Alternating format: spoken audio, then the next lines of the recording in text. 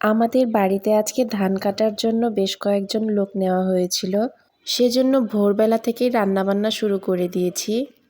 আমরা কিন্তু আসলে পরিবারের সদস্য সংখ্যা খুবই কম, কিন্তু যখন ধান কাটা বা ধান বোনার সময় লোক নেওয়া হয় তখন কিন্তু আমাদের বেশ পরিমাণে খাবার রান্না করতে হয়।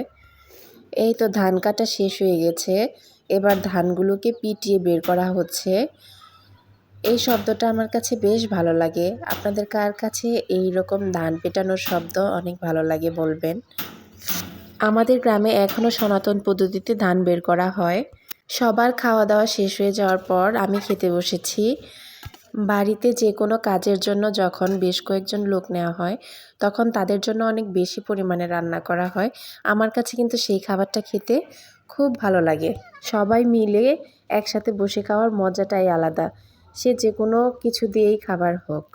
আজকে রান্না করা হয়েছিল সকালের খাবার হিসেবে আলু ভর্তা আর বিভিন্ন সবজি দিয়ে একটা মিক্সড সবজি, আর সাথে ছিল ডাল।